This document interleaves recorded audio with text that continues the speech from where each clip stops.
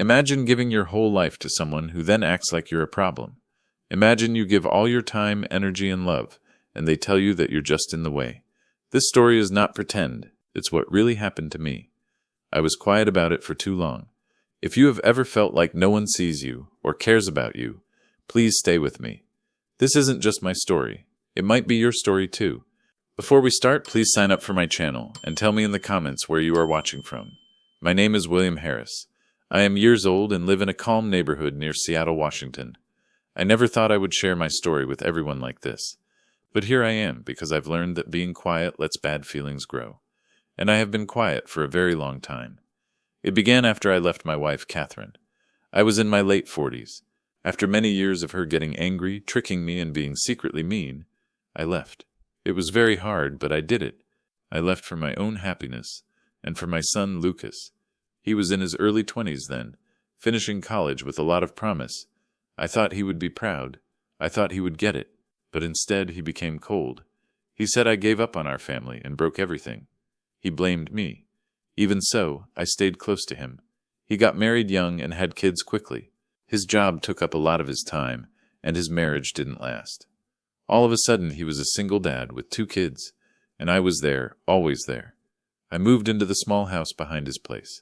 I cooked meals, I changed diapers, I drove the kids to school, to soccer practice, and to birthday parties. I was there for them when they had fevers and science projects, first heartbreaks and nightmares. I did everything quietly without asking for much. I thought that was what love meant. You give, you support. You are there. But Lucas never became kinder. If anything, he got more tough over time. He would yell at me in front of the kids, roll his eyes and tell me I was too involved, too old-fashioned, too much. You are too soft on them, he would say.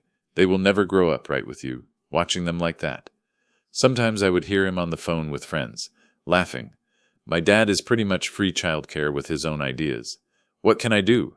And I would laugh too, quietly, from the kitchen, pretending it didn't hurt. But it did. Oh, it did. What kept me going were the children, my grandkids. They held on to me like I was their rock. They would run into my arms after school and sit close to me on the couch. When they got older, they would talk to me about everything. School, crushes, fights with their dad. I knew their hearts. I was their safe place. And yet, I couldn't ignore the way Lucas looked at me, like I was only a temporary thing, a shadow in his life. Not a father, not a person with a past, just a body that cooked, cleaned, and made sure his life didn't fall apart. I started to wonder if he ever truly saw me at all. Then came the day that changed everything. It started with being very tired, not just sleepy, but a deep tiredness that would not go away. I couldn't walk from the kitchen to the porch without needing to sit down. I was losing weight. My hands shook. The doctor, Dr. Sarah Reynolds, did some tests, then more tests. Then she sat me down with those eyes that try to make bad news sound better. Cancer.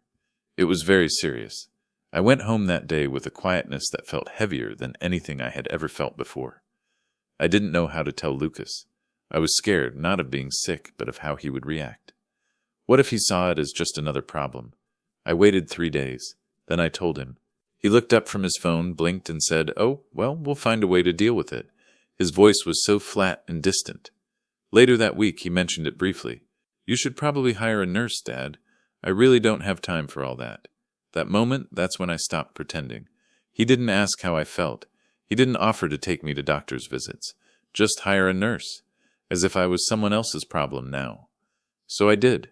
I picked up the phone, and that decision, made in silence with a heart that still hurt, would be the first step toward everything that came next. I just didn't know it yet. The nurse arrived on a Wednesday morning. His name was David Coleman. He was 38 years old, with short brown hair and kind eyes that had clearly seen a lot. He had a quiet kind of strength, the type of person who didn't demand attention, but somehow made the room feel full anyway. Lucas wasn't home when he first came by. It was just me sitting on the porch, wrapped in a jacket, pretending the cool Seattle air didn't go right through me.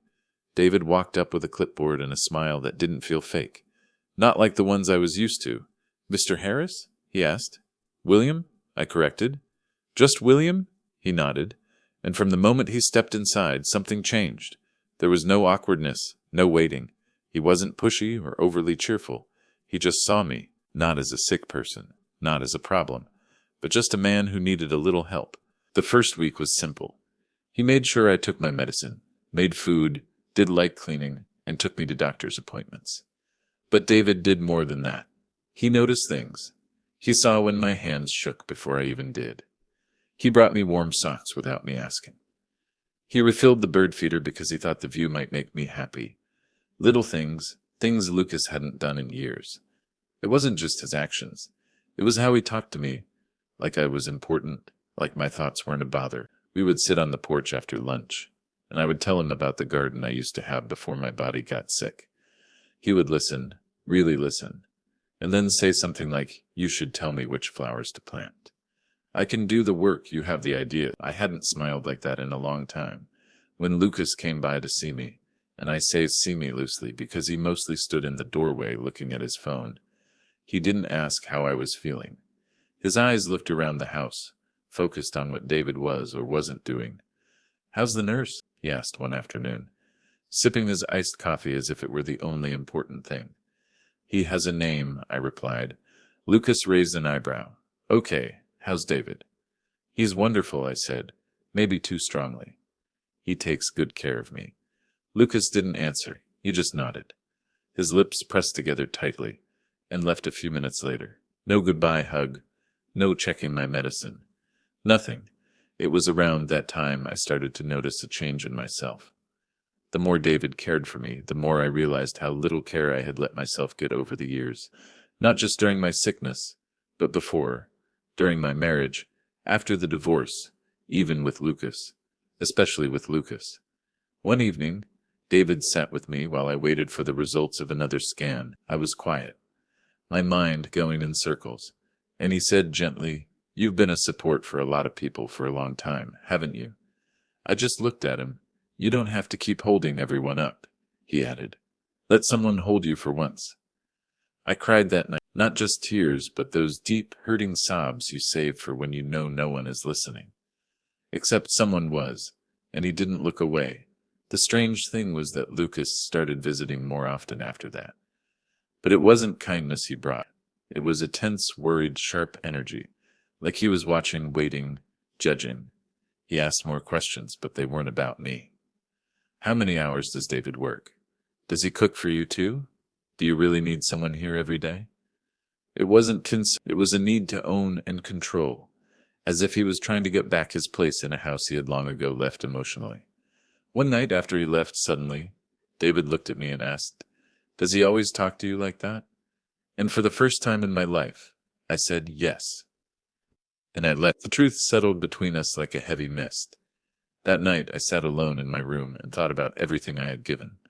My time, my love, my years, and how I had become invisible in the process. I looked at the framed photos of my grandkids on the shelf, and then at a picture of Lucas from his wedding. I used to think that photo was beautiful. Now all I saw was distance. The next morning I called my lawyer. It was time to make a change. Quietly, on purpose, I had nothing left to prove, but I still had something left to protect. The day I met with the lawyer, Mr. Henderson, the air felt different. I could still feel the ache in my joints and the tiredness from the night before. But there was something else inside me, something I hadn't felt in years. Control. I had made the call early that morning while David was out getting my medicine. It was the same lawyer who had helped me with my divorce many years ago. He was surprised to hear from me, but he was kind. We set up a private meeting at his office, Henderson and Associates, for the next afternoon. I didn't tell Lucas. When David drove me there, he didn't ask questions. He just turned on the seat warmer in the car, handed me my scarf, and said, "Call if you need me." I looked back at him before walking into the building. I wanted to say thank you, but the words wouldn't come out. I think he understood. Sitting across from Mr. Henderson felt strange. We were both older now. He had gray hair. I had lost weight, but he still had that same calm, steady way about him. As he looked through the old papers, he looked up at me and said, "You never changed your will after your divorce, William." I nodded. "I know, that's why I'm here." When I told him what I wanted, he paused. "Are you sure?" he asked gently. "This is a big change." "I'm sure," I replied with a strength that surprised even me. I didn't want to get back at anyone. I didn't want to hurt Lucas, but I also couldn't keep pretending that our relationship was anything other than what it had become, a deal. And now that I was finally being cared for with true kindness, I could see it clearly. My new will said my grandchildren would get equal parts of everything. I made plans to set up money for their schooling, and I added David, not because I owed him anything, but because he deserved it. He treated me with respect when no one else did. I signed the papers, put them away, and walked out of that office with a strange feeling of peace. But that peace would not last long. Lucas showed up without calling 2 days later. He walked in like he still lived there, barely nodding to David as he walked past him in the hallway. I was in the kitchen trying to eat something small. I hadn't been very hungry lately. He tossed his keys on the counter and leaned against the fridge. "So," he said, with his arms crossed, "you've been spending a lot of time with the nurse." I blinked at him. "David," his name is David, right? David. His voice was tight and clipped. "The kid said he's been driving them to school," he offered. I said carefully, "It helps me and they like him." Lucas laughed without being happy. "Of course they do.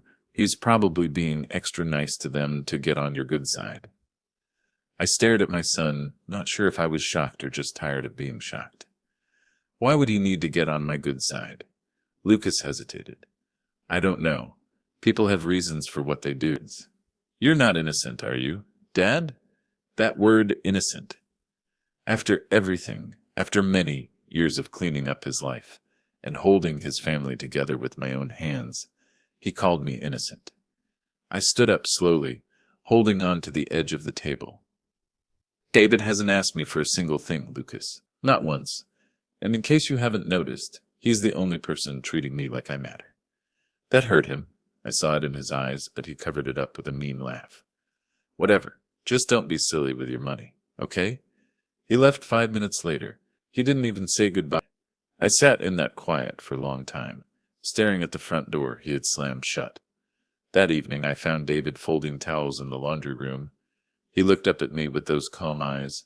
"Rough day?" he asked. I nodded. "They've all been rough lately.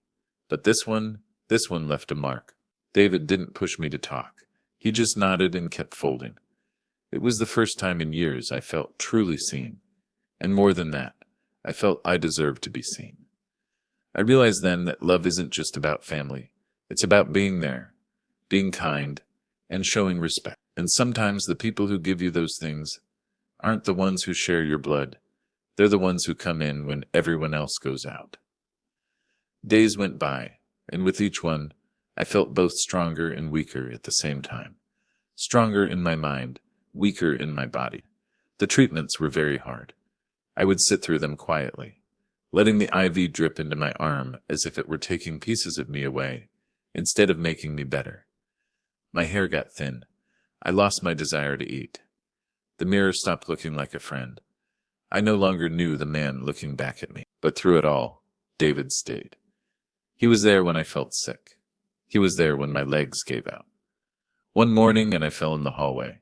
He caught me, literally caught me, and didn't let me fall. He stayed up late to make a special soup. When he found out it was the only thing I could handle, he didn't just care for me, he cared about me. And Lucas, he came by maybe once every few days. Sometimes with the kids, sometimes not. He would hover near the door as if he had somewhere better to be, always checking his phone, always not paying attention. Every visit felt like something he had to do, and couldn't wait to be done with. One afternoon, after a very hard treatment, I was lying on the couch with a blanket over me. David sat quietly nearby, reading. Lucas came in without warning. As usual, with his sunglasses still on, and coffee in his hand. He barely looked at me. "Do you really need him here every day?" he asked, nodding toward David. David didn't even move. He kept reading. "Yes," I said clearly. Lucas laughed a little. "You're being dramatic? I mean, I know you're sick, but he's not family, Dad." That word again, family. I turned my head slowly toward him. My voice came out quieter than I expected, but stronger than I meant it to be. "No, he's not. He's something better. He's here." Lucas rolled his eyes and walked around the room. "This is silly. You act like I've never been there for you. You haven't? I said, the words surprising even me. He froze, one foot in the air, his mouth opening and closing as if he wanted to argue, but nothing came out. I didn't say more. I didn't need to. He left a few minutes later, muttering something about needing to pick up the kids. After he was gone, David looked up from his book and said softly, "Are you okay?" "No," I whispered, "but I will be." Later that night, I lay awake looking at the ceiling, with the quiet sound of the oxygen machine in the background. I thought about everything I had kept inside for years, all the times I put Lucas's needs before my own, all the birthdays, breakups, angry times, and moments when I stopped everything just to be there. And now I was asking for one thing, support, and he couldn't give it. He didn't even try. That's when I realized it. This wasn't about him being busy or stressed or tired. It was about a choice, and he had chosen to be distant again and again. The next morning, David brought me breakfast on a tray, toast, eggs, and sliced strawberries. I hadn't asked for strawberries. He just remembered I liked them. "Thank you," I said softly, taking the tray with shaking hands. He smiled and said, "It's what you deserve." That simple sentence stayed with me all day. It was what I deserved. Not the guilt, not the blame, not the cold visits or the e-rolls, not being treated like a problem. For the first time in my life, I let that thought grow without feeling bad about it. I deserve more, and I wasn't afraid to say so. David became my shadow, but in the best way. He moved through the house with quiet ease, never getting in the way, never pushy, just there, steady, always. And that steady help began to fix something deeper in me, something I didn't even know was broken. He didn't ask a lot of questions, but he noticed things. The way I hurt when I stood up, the way I rubbed my head when a bad memory came back, the way I stared for a second too long at the window when the grandkids' laughter came from the backyard. One afternoon, I was sitting in the garden with a blanket on my lap when he came out with 2 cups of tea. It was cold for spring, but I liked it that way. The air made me feel a weight. He handed me a cup and sat beside me. "You always look out this window," he said gently. "What are you thinking about?" I didn't answer right away. I watched a bluebird hop along the fence, its feathers shining the breeze. "I think about how much I've given," I said quietly, "and how little I've asked for." David didn't answer. He just drank his tea and waited. "I raised Lucas," I continued. "I held him when he was sick, when he cried over girls, when his marriage ended. I stayed up all night baking cupcakes for his kids' birthdays. I canceled my own plans, skipped holidays, ignored my own health just to keep his life going. And he doesn't see it," David softly. I nodded. Worse, he sees it and still treats me like I am not important. There was a long quiet between us. It wasn't awkward, just full. Then David said something I will never forget. "Sometimes the people we give the most to are the ones who think we are supposed to." The truth of it stung, but it also made a raw rod of me feel better. He understood not just my problem, but me. That evening I sat alone in the living room and stared at the old cabinet where I kept my important papers, like insurance, property papers, medical instructions, and my will. I had never changed it. Not since my divorce. Everything still said Lucas was the only one who would get my things. Back then, it made sense. He was my only child, my legacy. But now he wasn't acting like a son. He wasn't showing up like family. I thought about the grandkids. Sweet, curious, kind. My love had made them who they were more than Lucas's presence had. I thought about David, how fast he had become more than just a nurse, a friend, a caregiver, a quiet protector. I knew what I had to do. The next morning, I called Mr. Henderson again.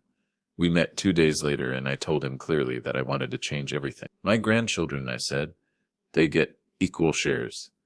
And David, he gets the house and the savings account." He raised an eyebrow. "Your son, he gets nothing." He paused, then nodded slowly. "I understand." I signed the papers with a hand that shook a little, not from doubt, but from the importance of the decision. When it was done, I felt lighter, freer, like I had taken back something I didn't even realize was mine. Later that evening, David found me on the porch again. "You've been quiet today," he said. I made a decision, I replied. A big one. He looked worried but didn't ask more questions. I just realized, I continued, that I've spent my whole life trying to prove my worth to people who never deserved it. David placed a warm hand over mine. Then maybe it's time you stop proving and start living. I looked at him, then really looked at him, and for the first time in years, I felt something settle inside me. Not peace yet, but a feeling of purpose. The calm didn't last. It never does it? A few days after I signed the new will, I heard a conversation between Lucas and one of the kids. He had stopped by without warning again, saying he just wanted to check on me, even though he spent most of the time messing with his phone and asking questions that weren't really questions. Has the nurse been sleeping here? He asked my grandson when he thought I wasn't listening. I was in the hallway, out of sight, but his voice was loud. Does he use Dad's car? What about the credit cards? Has he bought anything for himself? My blood went cold. It wasn't concern. It wasn't worry. It was an investigation. I stepped into the room slowly. Lucas, can I talk to you for a moment? He looked up, surprised, then followed me into the kitchen.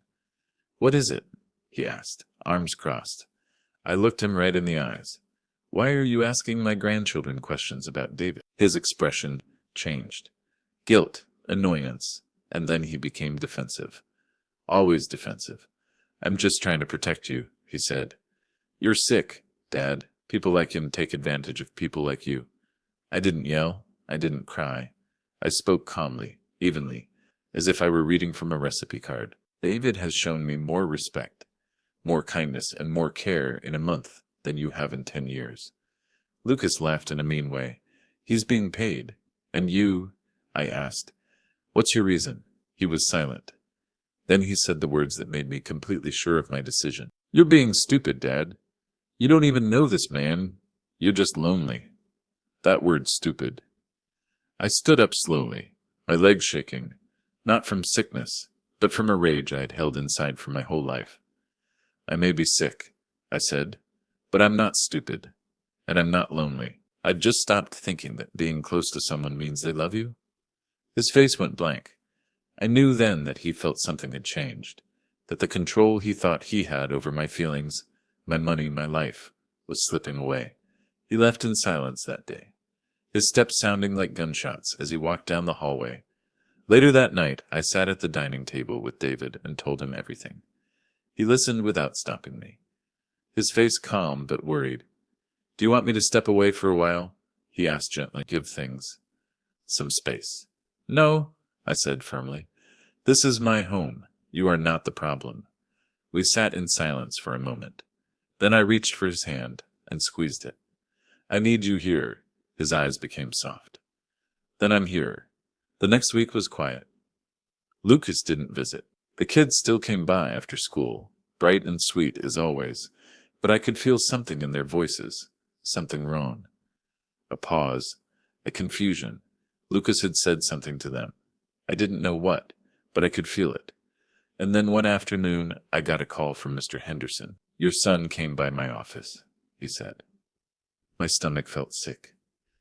He asked about your will, tried to get information. I couldn't tell him anything, of course, but he is suspicious. He's angry. I thanked him, hung up the phone, and sat in silence for almost an hour. Lucas knew, or at least he had a feeling. That evening, as the sun went down behind the trees and the sky turned golden, I walked into the garden and stood without shoes on the grass. The air was cool and the wind was sharp, but I felt alive. This wasn't about money. It never was. It was about what we leave behind, not in bank accounts or property papers, but in people, in love, in memories. And I had finally decided that what I left behind would not be silence, not an honor. It happened the next morning. The knock on the door was not frantic. It was sharp, controlled, the kind of knock that says, I'm not here to be nice. David opened it. I was just finishing my tea when I heard Lucas's voice cut through the air. I want to talk to my father alone. David didn't move. He looked back at me, waiting for a sign. I gave a small nod and he stepped aside, quiet, steady. Here, Always here. Lucas rushed into the living room as if he owned the place. His eyes were wide and his face was tense. I want the truth, he said. I didn't bother asking about what I already knew. I talked to your lawyer, he continued. He didn't tell me anything, but he didn't have to. I can feel it. I set my cup down gently. And what do you feel, Lucas? He stared at me. That you're giving everything to him. To David, a stranger, over your own son. There it was. Not worry, not sadness, not regret, just a feeling of being owed something. I looked at him for a long time, my silence making him nervous. He always hated when I didn't answer. I gave you everything I had, I said finally. My time, my energy, my life, and you gave me distance, blame, and silence. I didn't. Yes, I said quietly, but strongly. You did. And when I got sick, you didn't ask how to help. You asked how to find someone else to do it. His arms were crossed over his chest. Defensive. Always defensive. I have kids, Dad. A job. I can't just stop everything. I did, I said. I stopped everything for you again and again for years. And now I need someone. And you're angry that it's not you. He looked away, biting his lip. Then he said angrily, He's tricking you. He's caring for me, I said. And there's a difference. Lucas's voice got louder. You're really leaving him everything after all I've done for you. I stood up slowly. My body hurt. My legs were weak. But I stood anyway. You never asked what I needed. Not once. You only saw what you thought you were owed. Tears filled his eyes. But they weren't tears of sadness. They were from anger and disbelief. He's not family? He yelled. No, I said. He's better. And that broke him. He didn't cry. He didn't scream. He just froze. And then he whispered something I wish I could forget. You'll be sorry for this? He turned and walked out without another word. The door slammed behind him. And for the first time in a very long time, I didn't jump. David came in a few minutes later, quiet as always. He didn't ask what happened. He didn't need to. He just sat beside me. I think he hates me now, I said. He doesn't hate you, David replied. He just hates that you're not under his control anymore. I looked down at my hands. They used to be strong hands that raised a child, took care of a house, and carried too much weight. Now they shook even when they were still. He always said I was the strong one, I whispered. You are, David said. You just forgot that strength can also say no. That night, I lay in bed thinking about everything. All the years I kept my pain inside. All the ways I made excuses for his behavior. All the times I told myself he would grow out of it or learn to love me. But some people don't grow into love.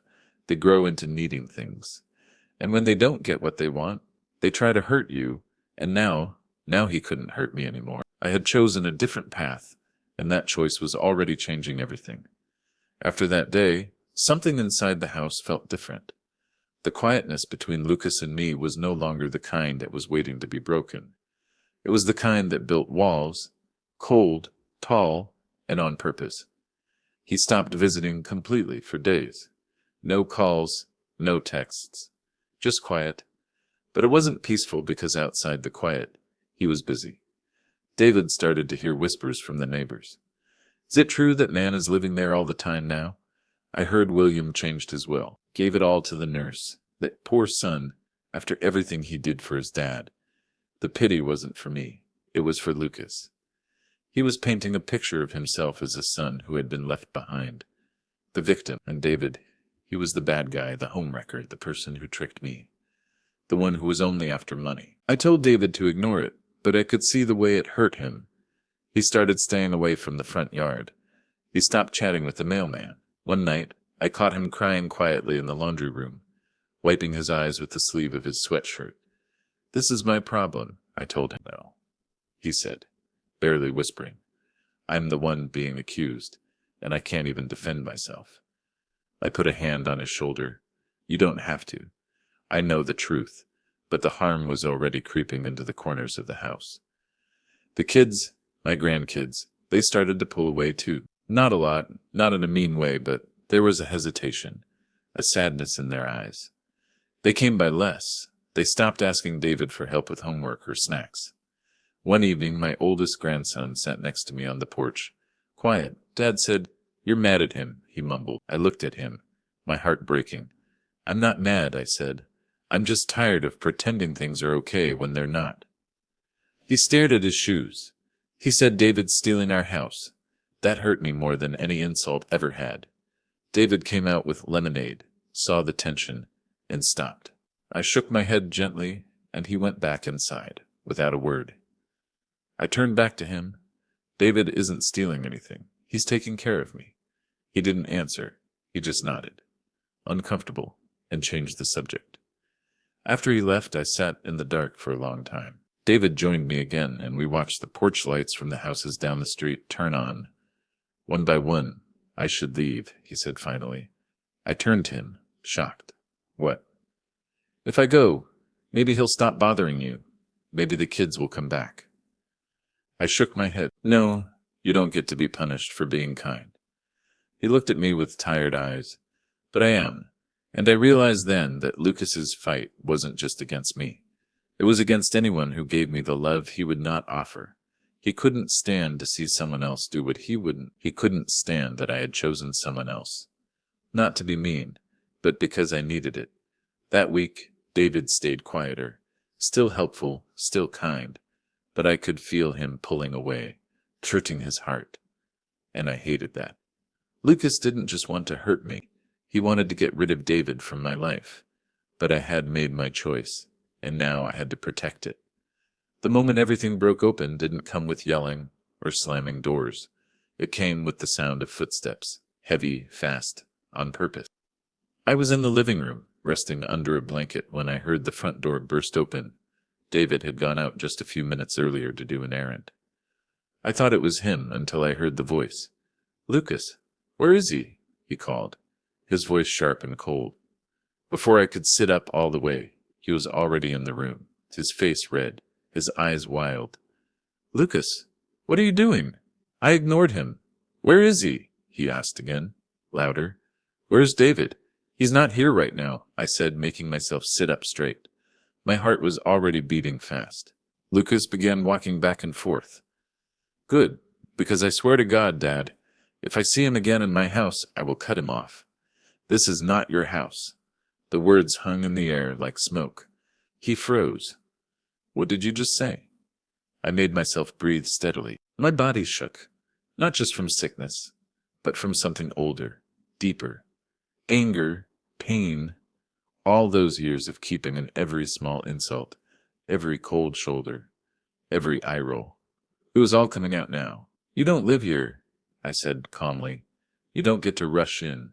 You don't get to threaten anyone." "I'm not threatening him," he hissed. "I'm protecting you." "From who?" I asked. "From the only person who hasn't left me in months." He stared at me, his eyes getting smaller. "He's using you." I stood up, my knees almost buckling under the weight of the moment.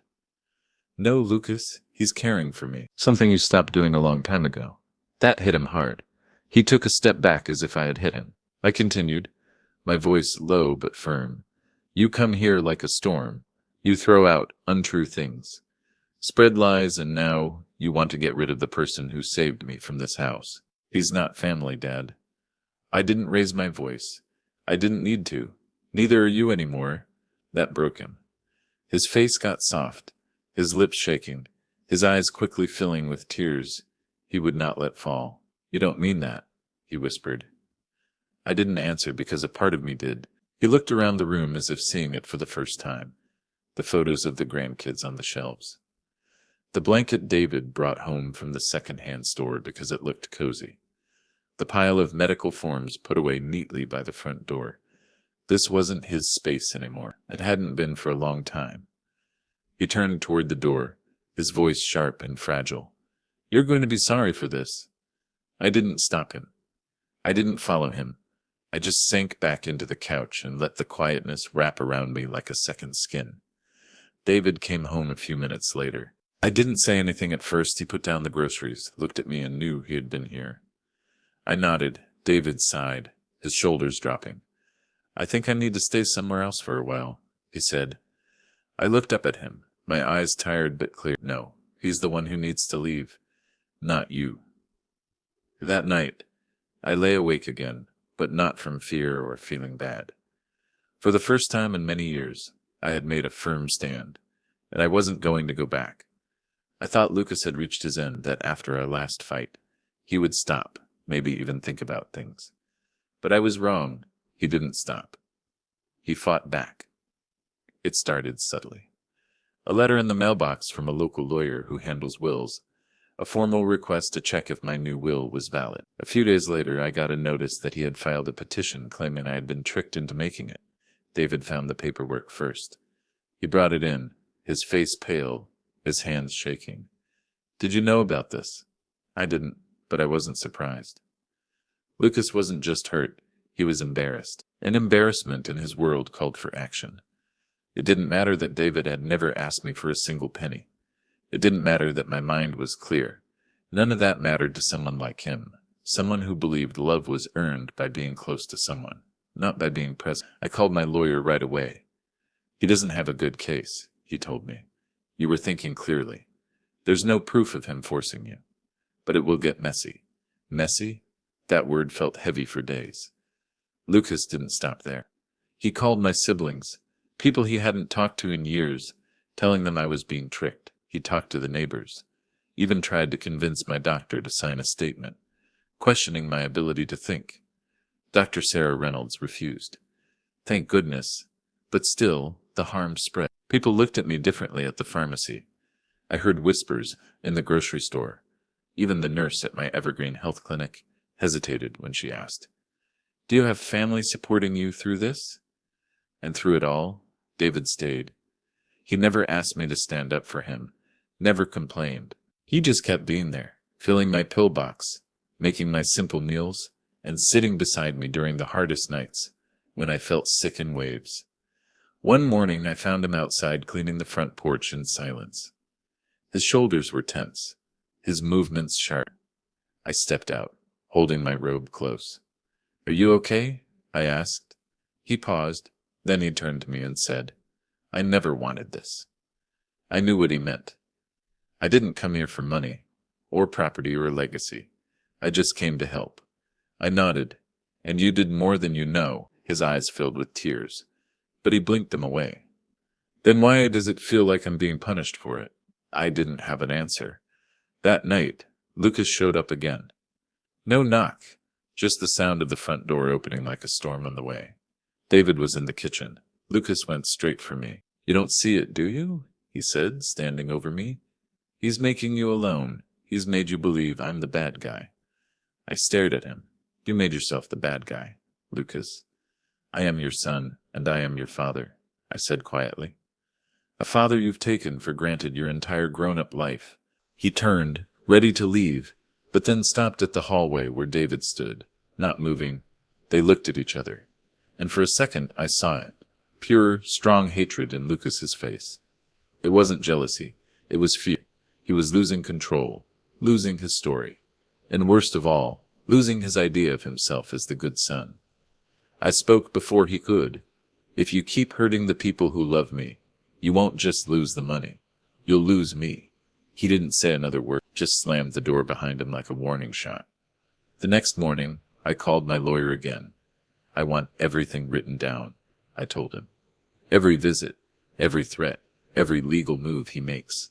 Because Lucas may have started a war, but I wasn't fighting with my hand. I was fighting with a clear mind, with the truth, with boundaries that should have been there long ago."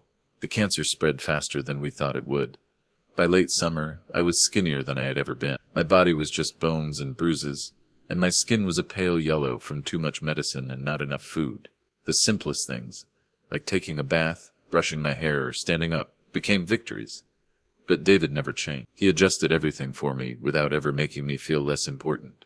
He treated me with the same respect on my weakest days as he did when I could still walk to the mailbox by myself. We didn't talk much in those days. Not because there was nothing to say, but because so much had already been said. We had reached a place where quietness was a comfort, not an emptiness. The grandkids came by less often. Lucas didn't bring them anymore, but sometimes they would come on their own, ride their bikes, knock on the back door, and sit beside me on the porch without saying much. Their being there was enough. One afternoon, my youngest granddaughter put a drawing in my lap, a picture of me and David, both with big, smiling faces. She had written my two granddads in crayon. I couldn't stop the tears. David saw it and stopped. Then he knelt beside me and hugged me in silence. That night, I cried harder than I had in months, not because I was scared to die, but because I had finally found what love felt like, and I didn't want to leave it. Then one Sunday morning, Lucas came back without warning, as always, but something about him was different this time. His clothes were simple, no fancy watch, no bright sunglasses, just him and a small, worn envelope in his hand. David was in the backyard. Lucas walked in, stood in front of me, and didn't say a word for what felt like forever. Then he placed the envelope on the table. "What's this?" I asked. My voice weak. "A letter," he said, "from Mom. One I found after she died. I never told you." My hands shook as I picked it up. The handwriting was clear. She had written it to him years ago, and in it, she admitted what I had always known. That she was mean, that I had left to save myself, that I had done the right thing. And she told him to forgive me. Tears slid down my cheeks as I finished reading. Lucas stood still, tears in his own eyes. "I blamed you because it was easier than blaming her. And then I just kept doing it, even when I knew better." I looked up at him. "And now?" I asked, his voice shaking. "Now I know I failed you." The pain in his voice was real, not an act, not dramatic, just human. David returned, just as the moment was at its most important part. He stopped in the doorway, unsure. Lucas turned to him.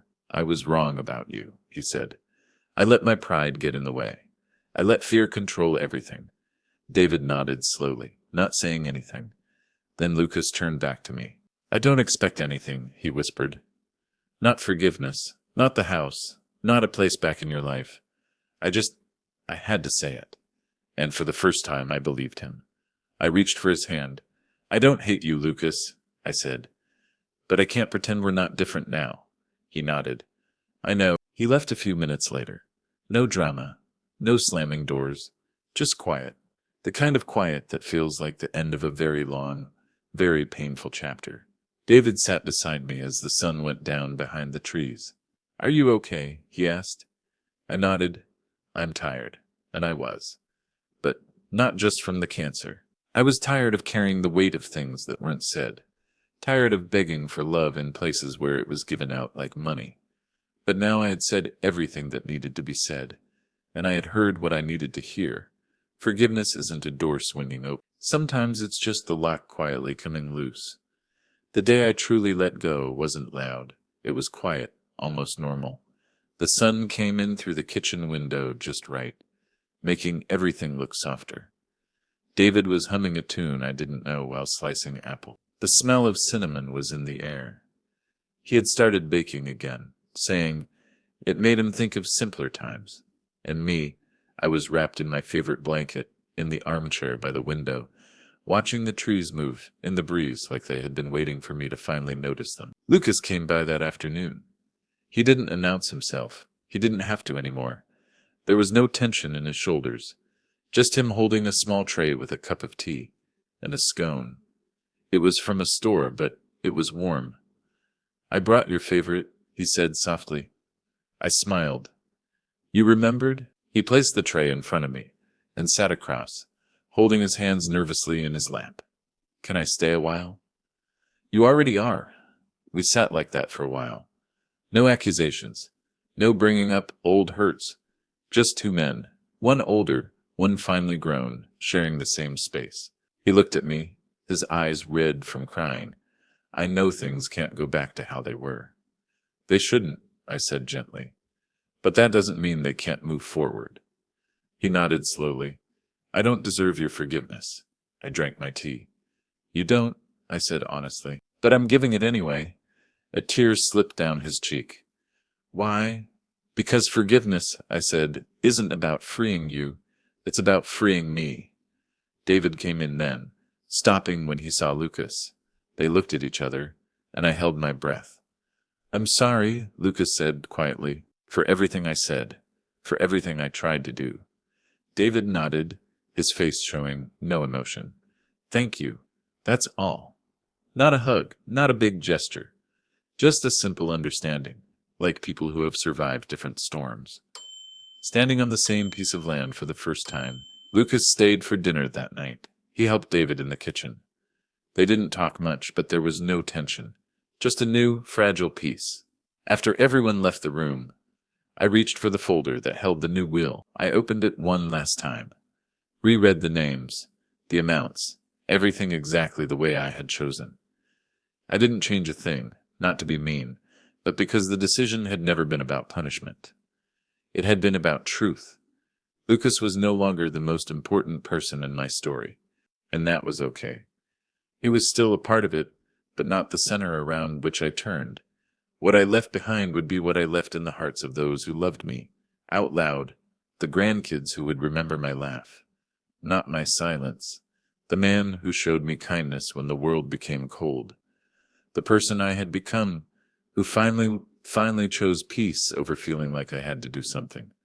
That night, I wrote a letter not to Lucas, not to David, but to myself. I wrote that I was proud of the man who finally said enough, that I was proud of the grandfather who gave his heart without expecting anything back, that I was proud of the man who stopped asking to be chosen and chose himself instead. I folded the letter, placed it in the drawer beside my bed, and lay down with a soft smile. This story didn't end with getting revenge. It ended in freedom, and that, after everything, was more than enough. Thanks for listening. Don't forget to sign up and feel free to share your story in the comments. Your story is important to us.